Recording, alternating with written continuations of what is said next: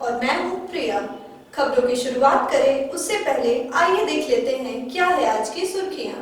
Headlines के प्रायोजक हैं पानीपुरी जंक्शन, स्वाद ऐसा कि मुंह में पानी आ जाए। फ्रेंचाइजी के लिए संपर्क करें। और गिरिडीह के प्रसिद्ध रेडियोलॉजिस्ट डॉक्टर शैलेंद्र चौधरी द्वारा संचालित 9 अल्ट्रासाउंड एंड डायग्नोस्टिक सेंटर।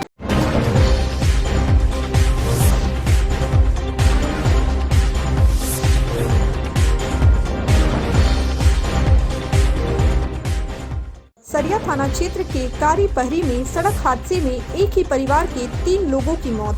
सभी मृतक डुमरी थाना क्षेत्र के बासोकुंड गांव के थे रहने वाले। सदर अस्पताल में 200 ऑक्सीजन सपोर्टेड बेड की होगी व्यवस्था। बुधवार को विधायक सुदेव कुमार के द्वारा किया जाएगा शिलान्यास। गांव प्रखंड में बना धन्यता मुख्य पथ चढ़ा भ्रष्टाचार का भेद। पहली बारिश में ही कई जगह ध्वस्त हुआ सड़क।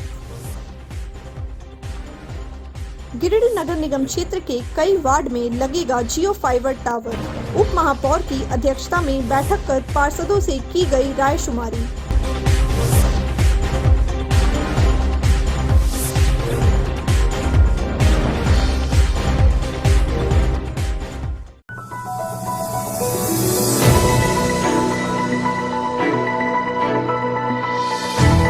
सोमवार की देर शाम सरिया थाना क्षेत्र कारी पहरी में हुए सड़क हादसे में एक ही परिवार के 3 लोगों की मौत से मातम का माहौल है। मृतकों में 40 वर्षीय गोकुल मंडल, 42 वर्षीय सुमित्रा देवी और 10 वर्षीय आकाश कुमार था। वहीं इस हादसे में मृतक गोकुल की सास चाची सरस्वती देवी, 16 वर्षीय पुत्री नंदनी कुमारी, पुत्र छोटू कुमार घायल है, जिनका उपचार सरिया के एक निजी अस्पताल में चल रहा है।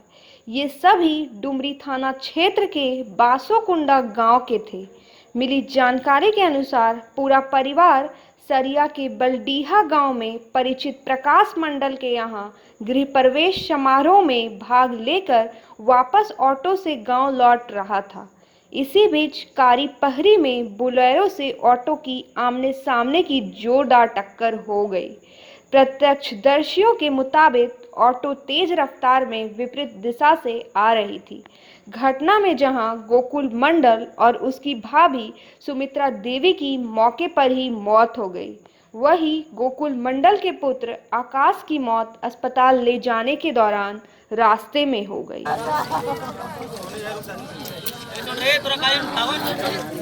बस सीरियस तो यहाँ का है तबे माने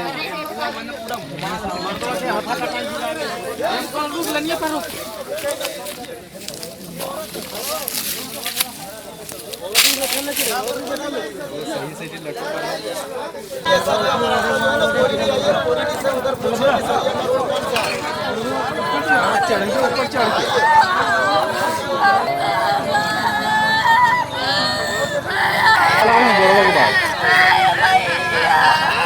हेलो, नंबर लीजिए। जे है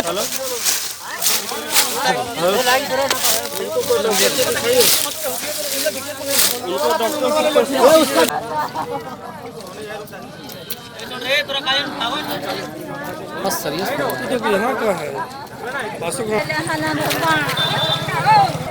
इधर घटना के बाद काफी संख्या में लोगों की भीड़ मौके पर जमा हो गई। सूचना पर आक्रोशित लोगों को समझाने वीडियो पुष्कर सिंह मुंडा घटनास्थल पर पहुंचे। इस दौरान भीड़ ने वीडियो के साथ धक्का मुक्की कर दी, जिसमें वीडियो जख्मी हो गए।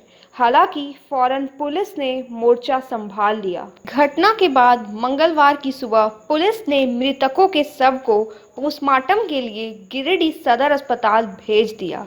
वहीं वीडियो के साथ किए गए धक्का मुक्की मामले की पुलिस जांच कर रही है। पुलिस अधिकारियों ने बताया कि दोषियों की पहचान की जा रही है। इसके बाद आगे की कार्रवाई की जाएगी। घटना के बाद पूरे परिवार पर दुखों का पहाड़ टूट पड़ा है। एक साथ परिवार के 3 लोगों के बिछड़ जाने से परिजनों का रो रो कर बुरा हाल है। पूरे गांव में मातम का माहौल है।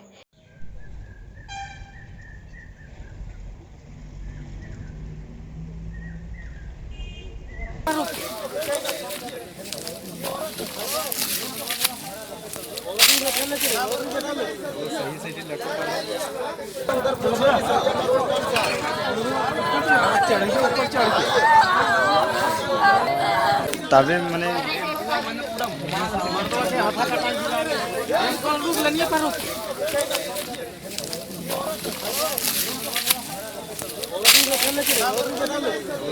इधर घटना की सूचना पर विधायक विनोद सिंह थाना पहुंचे। मौके पर उन्होंने घटना पर अपनी संवेदना प्रकट करते हुए भीड़ द्वारा वीडियो के साथ किए गए धक्का मुक्की की घटना की निंदा की। उन्होंने लोगों से अपील करते हुए कहा कि सड़क दुर्घटना बेहद दुखद होती है, मगर मौके पर पहुंचे अधिकारियों के साथ ऐसा करना गलत है। उन्होंने लोगों से संयम बरतने की अपील की। कहा कि ऐसा करने से बाद में स्थानीय लोगों को भी परेशानी होती है। घटना होने पर तत्काल घायल को अस्पताल पहुंचाने और उनका उपचार कराना प्राथमिकता होनी चाहिए। कल शाम को एक दुखद घटना में खेसकरी कोरीडी के बीच जो है एक सड़क दुर्घटना में जो है 3 लोगों की मौत हो गई है। निश्चित रूप से घटना दुखद है, लेकिन इसके साथ ही घटना के बाद भी जो चीज़ें हुई कि लगातार ये कोशिश रहती है, यहाँ भी हो, बगोदर हो, सरिया हो, बिरनी हो, और सड़क दुर्घटनाओं में कहीं के भी लोग हैं, वो कहाँ के रहने वाले हों, क्या घायल हों, लोग उनको मदद करते हैं, लोग उनको उपचार के लिए ले जाते हैं, और ये पूरी परंपरा रही है लगातार भी। उस समय भी लोगों ने घायलों को उठा करके, उनके परिजन नहीं पहुंचे थे, उसके पहले ही जो है घायलों को जो है वो करके भेजा गया। लेकिन जो सबसे दुखद बात है उसके बाद जो होता है कि भीड़ में या समूह में जो चीज़ें करते हुए कि भाई अब जो एक्सीडेंट हुआ जिससे उसे तुरंत बुलाइए, अधिकारी बुलाइए, और वो चीज़ों में हम लोगों ने देखा है कई बार स्थितियाँ बिगड़ जाती हैं। और कल भी जो हुआ, अब इसमें जो लोग बचाव के लिए गए, तो चाहे जिला परिषद हों, सदस्य हों, बीडीओ सरिया थे, इनके साथ जो मारपीट की गई वो निश्चित रूप से दुखद है। और इससे सिर्फ उससे नहीं, इससे प्रभाव पड़ता है कि आगे भी कहीं कोई घटना घटती है तो इसका दुष्प्रभाव उस पर भी पड़ता है। तो मैं इससे पहले भी हुई है, बार बार लोगों से कहने की सड़क दुर्घटनाएं निश्चित रूप से होती दुखद हैं, परिवार ये चीज़ों के लिए किए हैं, लेकिन अब जो लोग वहाँ स्थितियों में बचाव के लिए जाते हैं या नियंत्रित करने के लिए जाते हैं, तो उनका कोई दोष और उनकी ये चीज़ें नहीं होता है, वो कोई गुस्सा को ये नहीं करें, और इससे परेशानी होती है। बाद में तो करने वाले लोग चले जाते हैं, जो लोग स्थानीय होते हैं, लोकल लोग वहाँ आसपास के होते हैं, उनको ज़्यादा सामना करना पड़ता है। तो भविष्य में ऐसी घटनाएं न हों, कोई भी सड़क दुर्घटना हो, ज़्यादा ज़रूरी है कि जो घायल हैं वो लोग समय पे अस्पताल पहुँचें, समय पे उनका उपचार हो, ये ज़्यादा ज़रूरी चीज़ है। बाकी चीज़ें तो बाद में जांच पड़ताल जो है चलती रहेगी। खैर, पिछले दिनों लगातार एक मांग थी, सरकार की ओर से घोषणा भी थी जिस मुआवजा की बात थी कि भाई जो पीड़ित लोग हैं उनके आश्रितों को 1 लाख रुपया पोस्टमार्टम के बाद मिलेगा। इस घटना के माध्यम से मैं बस यही कहना चाहूँगा कि इस तरह की चीज़ों में, भीड़ में, मॉब में, चीज़ों से लेकर के वो बचा जाना चाहिए, नहीं तो इससे परेशानियाँ और बढ़ जाती है। जो मृतक परिवार है उनके लिए भी परेशानियाँ हम आप पैदा कर देते हैं इससे।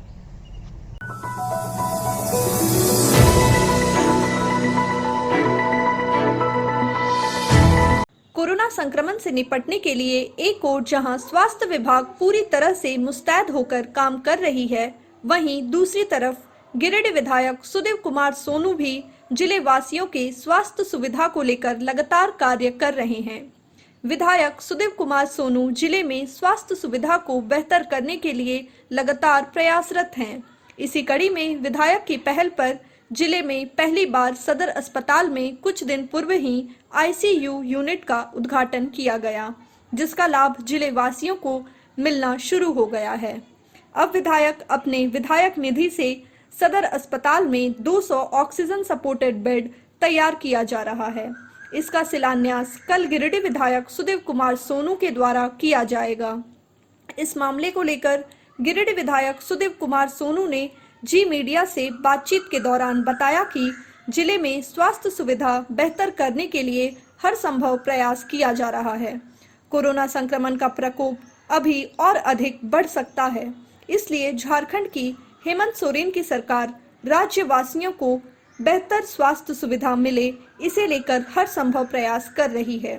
इसी कड़ी में गिरिडीह सदर अस्पताल में 200 और बरह मोरिया कोविड सेंटर में 100 ऑक्सीजन सपोर्टेड बेड तैयार किया जा रहा है, जिसका कल शिलान्यास किया जाएगा। इसके अलावे सदर अस्पताल में ही RT-PCR लैब की भी शुरुआत 2 माह के अंदर कर लिया जाएगा, जिसका लाभ जिले भर के लोगों को मिलेगा। बताया कि लैब में प्रतिदिन 2000 सैंपल लिया जाएगा और 24 घंटे के अंदर रिपोर्ट भी मिल जाएगा। सुझाव के अनुसार झारखंड में दूसरी कोरोना लहर में जिन चीज़ों की कमियों को महसूस किया था, हेमंत सोरेन जी के नेतृत्व में हम तमाम लोगों ने झारखंड में तीसरी कोरोना लहर की तैयारी अभी से शुरू कर दी है। मैं आपके माध्यम से गिरिडीह की जनता को यह यकीन और भरोसा दिलाना चाहता हूं कि आने वाले दिनों में महीना, 2 महीना, 3 महीना के अंदर गिरिडीह सदर अस्पताल में 200 ऑक्सीजन सपोर्टेड बेड रेडी होंगे मेरी निधि से, विधायक निधि से, और 100 oxygen supported bed Barmoria Covid care centre में होंगे। कुल मिलाजुलाकर जिला मुख्यालय में गिरिडीह के नागरिकों के लिए, गिरिडीह के निवासियों के लिए सरकार की 300 ऑक्सीजन सपोर्टेड बेड की व्यवस्था होगी। 15 पेडियाट्रिक ICU पीकू का निर्माण हो रहा है, जहां डेडिकेटेड ये 15 बेड ICU के बच्चों के लिए होंगे। RT-PCR लैब की स्थापना के लिए स्थल एलोकेट किया जा चुका है।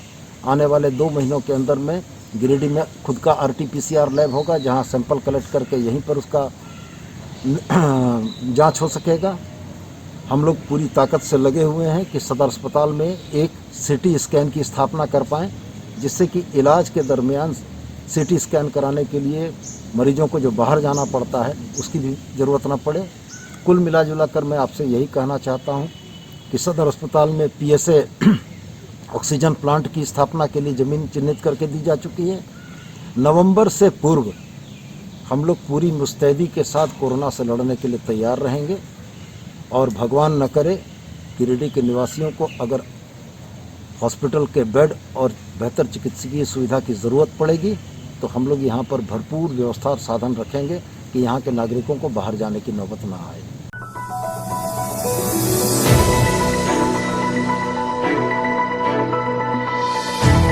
गावा प्रखंड में संवेदकों की मनमानी और विभागीय उदासीनता के कारण नवनिर्माण धनैता मुख्य पथ भ्रष्टाचारियों का भेंट चढ़ गया है।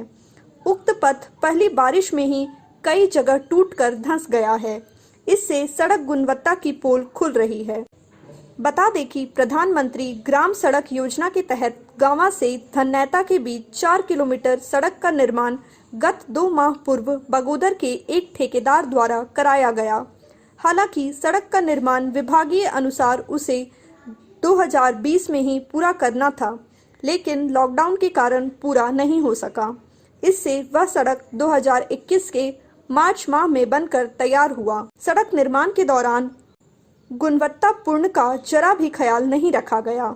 निर्माण में बगैर पानी दिए रोलर चला दिया गया और मोरम, पत्थर का चूर के मिश्रण आदि का भी प्रयोग नहीं किया गया। सड़क निर्माण के दौरान कुछ माह पहले गुणवत्ता के सवाल पर ग्रामीणों ने भी विरोध जताया था और काम में सुधार लाने का निर्देश दिया था, जिस पर संवेदक ने ग्रामीणों को आश्वस्त भी किया था, लेकिन बाद में संवेदक जैसे तैसे काम करवा कर निकल गया। इससे बारिश के पहले पानी में ही कई जगह सड़क टूटकर धंस गया। इसके अलावा कई जगह सड़क पर दरारें भी पड़ गई है। सड़क टूटकर धंस जाने के कारण बड़े वाहनों की आवाजाही में भी समस्या उत्पन्न होने लगी है, लेकिन इस पर संबंधित विभाग कोई ध्यान नहीं दे रहा। धनैता के ग्रामीणों ने शीघ्र ही बारिश के पहले पानी से टूटे हुए सड़कों को दुरुस्त करवाने की मांग की है।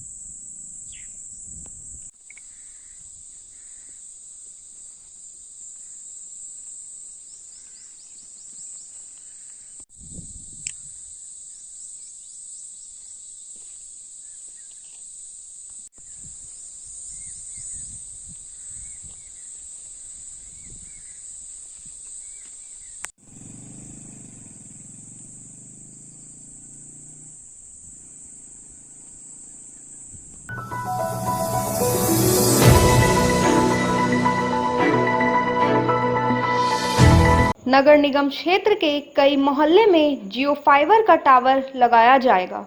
इसको लेकर कंपनी ने नगर निगम को प्रस्ताव भेजा है। इसी को लेकर मंगलवार को उप महापौर प्रकाश सेठ व उप नगर आयुक्त राजेश प्रजापति ने कई वार्ड पार्षद से बैठक कर रायशुमारी की है। बैठक में सिटी मैनेजर मंजूरी आलम समेत कई लोग मौजूद थे। इस दौरान उपस्थित लोगों ने अपनी अपनी बातों को रखा। इस बाबत उप महापौर प्रकाश सेठ ने कहा कि जियो कंपनी की ओर से निगम क्षेत्र में 8-9 हज़ार पर जियो फाइबर का टावर लगाया जाएगा। इस टावर के ऊपर लाइट भी लगाया जाएगा, जिसका रख रखाव कंपनी के लोग करेंगे। उन्होंने कहा कि कंपनी की ओर से रांची, धनबाद आदि शहरों में टावर लगाया जा रहा है। नगर निगम ने कंपनी से रांची व धनबाद शहर में किए गए एग्रीमेंट की कॉपी की मांग की है।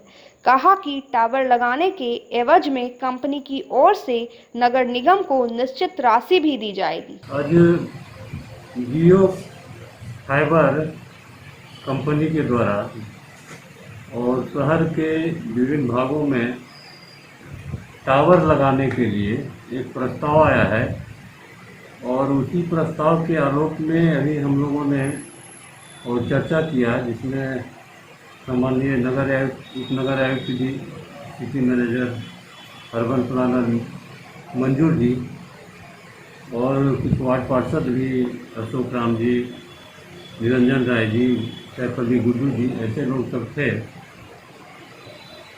यह जो टावर है, इस प्रस्ताव में उन्होंने कहा है कि हम टावर लगाएंगे और टावर के ऊपर हम फ्लड लाइट भी लगाएंगे और ये टावर के साथ साथ फ्लड लाइट का को भी हम मेंटेन करने का काम करेंगे, उसका मेंटेनेंस सारा हम करेंगे। यह प्रस्ताव उन्होंने दिया है और इस कंपनी के द्वारा धनबाद में, रांची में कई जगहों पर इन्होंने लगाया भी है। तो हम लोगों ने बैठकर यह विचार किया है कि अभी एक प्रयोग के तौर पर और ऐसे 8-9 जगह और अभी लगाया जाए यह टावर और फ्लड लाइट, जहां हमको अत्यधिक आवश्यकता है।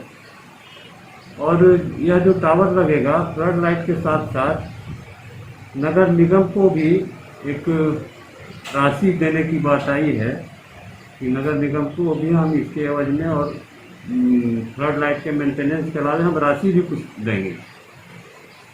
तो हम लोगों ने और यहाँ इनका जो रांची में या धनबाद में जहाँ जहाँ भी लगा है, वहाँ का जो MOU इन्होंने साइन किया है, जो एग्रीमेंट किया है, उसकी कॉपी भी हम लोगों ने मांगी है, ताकि वहाँ का जो क्या रेट है और यहाँ का क्या रेट है, क्योंकि ये गिरिडीह, धनबाद वगैरह सब एक ही कैटेगरी में आता है। हमने मांगा है सारा पेपर और सारा पेपर उन्होंने दिया है और इसी पर हम लोग विचार करते हैं। जो भी इसमें तय होगा वो किया जाएगा। हालांकि अभी एक सहमति बनी है कि 9-10 जगहों पर इनको लगाया जाए और प्रयोग के तौर पर अगर अच्छा लगा तो फिर हम लोग इसको बढ़ाने का काम करेंगे।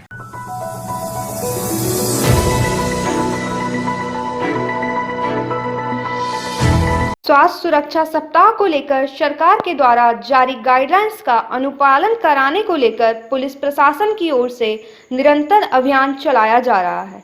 इसी कड़ी में आज SDPO अनिल कुमार सिंह के द्वारा शहर के कालीबाड़ी चौक, पदम चौक, बड़ा चौक, भंडारीडीह, पचम्बा, कोवाट समेत कई इलाकों में सघन चेकिंग अभियान चलाया गया। इस दौरान बगैर ई-पास के वाहन से सफर करने वाले लोगों से जुर्माना वसूला गया और जमकर फटकार भी लगाई गई। इस बाबत SDPO अनिल कुमार सिंह ने बताया कि गाइडलाइंस का अनुपालन कराने को लेकर निरंतर अभियान चलाया जा रहा है और लोगों से अपील की जा रही है कि बिना पास के आप यात्रा ना करें, बिना वजह के यात्रा ना करें, ज़्यादा से ज़्यादा घरों में रहने की कोशिश करें। होगा तो उधर का दे दीजिएगा।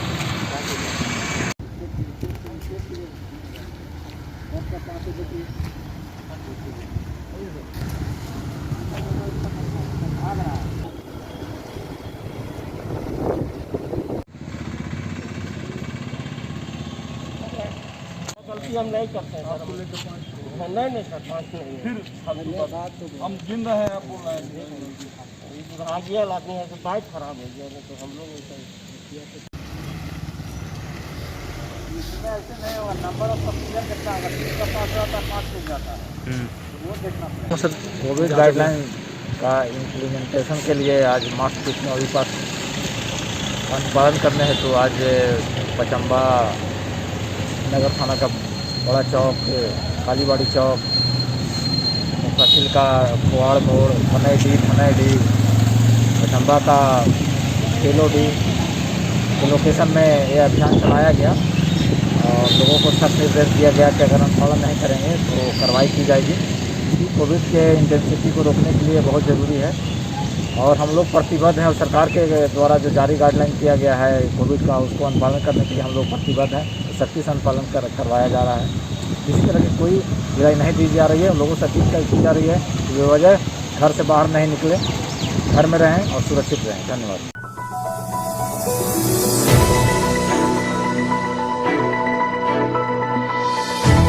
गिरिडीह नगर निगम क्षेत्र के सीहोडी वार्ड नंबर 11 के अंतर्गत नंदन नगर के 100 से भी ज्यादा घरों के लोग सड़क मरम्मती के अभाव में भारी परेशानी का सामना कर रहे हैं। किसी तरह की मुसीबत होने पर इस इलाके में एम्बुलेंस या पुलिस पेट्रोलिंग की गाड़ी तक जाना संभव नहीं है। लंबे समय से परेशानी झेल रहे स्थानीय लोगों ने इसकी शिकायत चुनाव जीते हुए प्रतिनिधियों के अलावे नगर निगम को भी की है, लेकिन अभी तक कोई समाधान नहीं निकाल पाया है। जिसके बाद स्थानीय लोगों ने भाकपा माले को इसकी सूचना दी, जिस पर पार्टी नेता नंदन नगर पहुंचे। वहां के स्थानीय लोगों से मुलाकात कर उनकी समस्या का जायजा लिया। स्थल से ही नगर आयुक्त राजेश कुमार प्रजापति से बात कर रहे उनकी स्थिति की गंभीरता से अवगत कराया। मौके पर माले नेता ने कहा कि गिरिडीह नगर निगम का दायरा जिस तरह से बढ़ाया गया है उसके अनुसार सुविधाएं बहाल नहीं की गई है। निगम क्षेत्र में हो रहे विकास कार्यों में भी पक्षपात किया जा रहा है। नंदन नगर के लोग सड़क की परेशानी झेल रहे हैं, तो इसी वार्ड क्षेत्र में नंदन नगर से थोड़ी ही दूर पर भू माफियाओं को मदद पहुंचाने के लिए आबादी बसने से पहले ही बेहतरीन काली सड़क बना दी गई है। उन्होंने नगर निगम प्रशासन से अविलंब नंदन नगर सड़क की तत्काल मरम्मत कर उसे आने जाने लायक बनाने तथा शीघ्र ही पक्का निर्माण करने की मांग के साथ साथ शास्त्री नगर से नंदन नगर को जोड़ने के लिए उसरी नदी से पुल निर्माण करने की भी मांग की है। आदमी नहीं जा रहा वहाँ पे, मतलब चिप्स का रोड बन गया है वहाँ पे एकदम पूरा ये जो बना हुआ है। हाँ,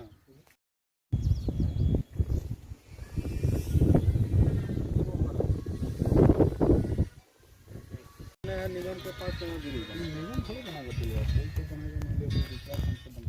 जो भी है, राज्य भी है और नया बस्ती भी है। 100 घर अभी है और विदिन 5 साल में ये 500 घर बनेगा, क्योंकि सारी जमीन घिस चुकी है। इसका शिकायत आप लोग किए थे 1 साल पहले भी, है ना? जून में किए थे, लास्ट जून को, और कोई कार्रवाई नहीं, कुछ भी नहीं, नो इंस्पेक्शन। ये वार्ड नंबर 11 जो सीहोडी के नंदन नगर का इलाका है, यहाँ के लोगों ने अभी भाकपा माले को एक सूचना दिया था यहाँ की सड़क की बदतर हालत को लेकर के। अभी हम लोग यहाँ आए हैं और हम लोगों ने देखा वाकई यहाँ स्थिति बहुत ख़राब है। सिर्फ आने जाने का मामला ही नहीं है, बल्कि सड़क की अव्यवस्था के कारण यहाँ दूसरे भी किसी भी संकटकालीन समय में पुलिस से लेकर के एम्बुलेंस तक आने में बहुत परेशानी होती है, ये यहाँ के लोगों ने बताया और देखने की भी चीज़ है। तो हम इसमें नगर प्रशासन से, नगर निगम के प्रशासन से हम ये अपील करेंगे, मांग करेंगे कि अविलंब वे इसको प्राथमिकता के तौर पर इसको ले करके और किसी भी तरह से यहाँ पर ये सड़क का निर्माण कराएं और जब तक निर्माण ना हो तब तक इसकी मरम्मती कराएं। दूसरी बात हम कह रहे हैं कि ये जो जगह है ये बिल्कुल शास्त्री नगर के अपोजिट साइड है और ये लोकेशन देखने से ही समझ में आता है कि यहाँ एक पुल की भी नितांत आवश्यकता है। हम उम्मीद करेंगे मौजूदा सरकार और शासन से यहाँ जिला प्रशासन एक प्रस्ताव लेकर के भेजे कि अविलंब यहाँ शास्त्री नगर में और इस नंदन नगर को जोड़ने के लिए यहाँ एक पुल बने, जो इस इलाके के लिए पूरा एक डेवलपमेंट के ख्याल से बहुत ही बेहतर होगा। और ये नहीं कि सिर्फ नगर निगम बन गया, इसका दायरा बढ़ गया, सिर्फ टैक्स वसूली का एक पूरा जरिया बन जाए लोग। सिर्फ ये नहीं, अगर लोग टैक्स देते हैं, अगर लोग नगर निगम का होने का एहसास है तो उसके साथ उसका विकास भी होना चाहिए। हम ये मांग करते हैं। ये वार्ड नंबर 11 है और 11 में बहुत ऐसा जगह है जहाँ पे रोड नहीं चाहिए था, उस जगह पे भी रोड बनाए। उधर ज़मीन जहाँ बेचा बेची करना था, जो भूमाफिया लोग उस समय क्या किया, वहाँ पे बना के बड़ा बड़ा रोड बना के ज़मीन को बेचने के लिए रोड बनाया, जहाँ पे कोई आबादी नहीं है। और यहाँ देख लीजिए, यहाँ पे लगभग 100 लोग का घर है और 100 लोग के पास यहाँ पे यही स्थिति है, ना मतलब रोड है, ना कोई सुविधा नहीं है। तो हम इस माध्यम से, सोशल मीडिया माध्यम से, प्रिंट मीडिया और अखबार के माध्यम से ये बताना चाहते हैं कि कम से कम नगर निगम का जो क्षेत्र है वहाँ पे आप नाली साफ़ नहीं कर पाते हैं, कचरा साफ़ नहीं कर पाते हैं, सुविधा नहीं दे पाते हैं। कम से कम रोड तो बना दीजिए। यहाँ एम्बुलेंस आता है, यहाँ पे पुलिस की गाड़ी आती है, नहीं आ पाती, उधर दूर से ही रुक जाती है। मतलब चोरी को बढ़ावा देने के लिए एक तरह से हम कह सकते हैं कि आप जानबूझकर इस तरह कर रहे हैं क्या। तो आपसे निवेदन है कि अभी हम लोग आंदोलन नहीं करेंगे, क्योंकि दूर दूर खड़ा होकर सिर्फ अपना बात आपको कह रहे हैं। सिर्फ लॉकडाउन का बहाना ना लीजिए, कागजी तरीके से हम लोग उसको कर रहे हैं। हमने नगर उपायुक्त से बात की है और उन्होंने तुरंत अभी वार्ड कमिश्नर से बात किया है, एक आवेदन देंगे और उस आधार पे जल्द से जल्द, चूँकि निर्माण का कार्य चल रहा है, कहीं कोई किसी प्रकार का कोई दिक्कत नहीं है। नंदन नगर निवासी इस मुख्य मार्ग से जुड़ने के लिए बहुत परेशान है, क्योंकि हमारा पिछला साल से हम लोग बहुत कीचड़ में फंसे हुए, बहुत दिक्कत हो रहा है। जिस दिन से इस मोहल्ला का निर्माण हुआ उस दिन से हम लोगों ने वार्ड सदस्य हो या मुखिया हो, सबको अवगत कराते रहे कि हमारे यहाँ आने जाने का प्रॉब्लम है, लेकिन आज तक कोई समाधान नहीं हुआ। ये वार्ड नंबर 11 का नगर निगम क्षेत्र है, जो कि सीओडी के मस्जिद के पश्चिम दिशा का क्षेत्र है। नंदन नगर मोहल्ला है ये। पिछले ऐसे तो निगम में होने के पहले से ही कच्ची रोड थी, लेकिन निगम होने के बाद ये लगा था कि चलिए कम से कम नाली हो, बिजली हो, रोड हो, इसका जो है सो हम लोग को आराम मिलेगा। लेकिन निगम बनने के बाद भी ऐसी दशा है कि हम लोग को तो लगता है कि एक गांव में रहते वो ज़्यादा अच्छा रहता है, महसूस नहीं होता है कि हम लोग निगम में रह रहे हैं। इसके लिए रोड और नाली के लिए जो है सो हम लोग बहुत बार नगर निगम में आवेदन दिए हैं। मेयर साहब को भी दिया गया है, डिप्टी मेयर साहब को भी दिया गया है, नगर आयुक्त को भी जो है सो गिरिडीह नगर निगम के नगर आयुक्त साहब को भी दिया गया है, लेकिन सिर्फ आवेदन ही दिया गया, उस पर किसी तरह का कोई सॉल्यूशन नहीं निकल पाया। वार्ड कमिश्नर से भी हम लोग मुलाकात किए, उन्होंने भी सिर्फ आश्वासन ही दिया।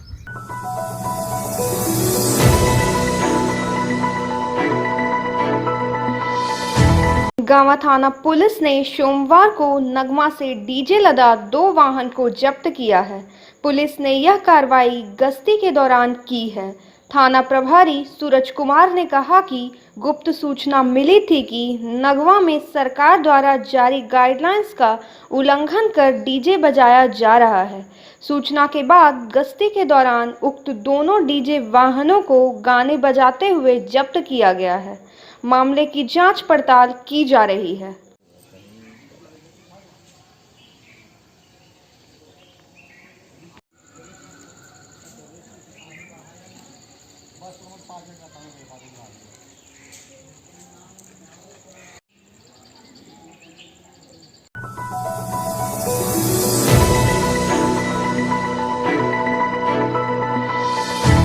आज के बुलेटिन में बस इतना ही। ताजा तरीन खबरों को आप समृद्धसमाचार.com पर पढ़ सकते हैं। दीजिए हमारी पूरी टीम को इजाजत। नमस्कार।